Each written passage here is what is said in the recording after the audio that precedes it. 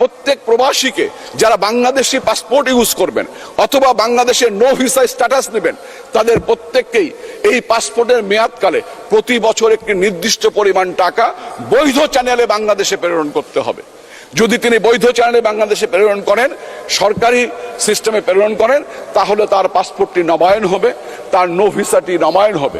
যদি এটি না করেন, তাহলে পাসপোর্ট এবং নো ভিসার ক্ষেত্রে রাষ্ট্রকে বিবেচনা করতে হবে আদৌ তাদের বাংলাদেশে। আমরা আমাদের মাথার ঘাম ফায়ে ফেলায় আমরা এখানে টাকা ইনকাম করি।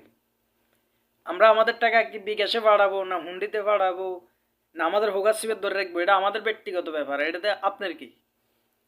আপনারা দিয়ে তো আমাদের প্রবাসীদের কোনো 2 টাকার কোনো লাভও হয় না, আপনাদেরকে দিয়ে তো আমাদের কোনো লাভও হয় না। আপনাদেরকে আমরা, তাহলে আপনি কেন কথা বলবেন?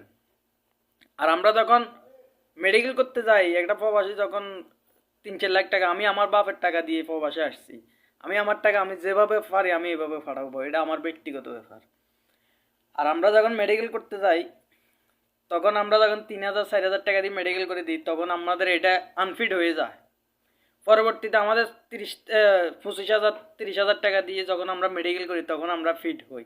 ওই টাকাগুলো তো আপনারা পান, ওই টাকাগুলো তো আপনারা খান।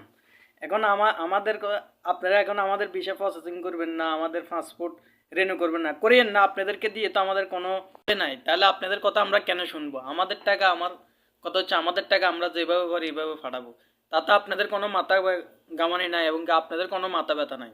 আমার টাকা আমি যেভাবে ইচ্ছা আমার এভাবে আমি ফাটাবো। একটা মানুষ যখন, কত প্রবাসী আছে এখন এখানে কাম নাই, আপনাদের কোনো টাওয়ালস কি সে খবর নেই? আপনাদের কেউ কি সে খবর নেই? আপনারা সংসদে বই দিয়ে কথা বলেন। আমরা প্রবাসীদের যদি টাকা না দিই, রেমিডেন্স না দিই, আপনাদের কোপালে কি বাদ জুটবো? বাদ তো জুটতো না। প্রবাসীদেরকে নিয়ে আলতু ফালতু কথা বন্ধ করেন, সুন্দরভাবে চলেন।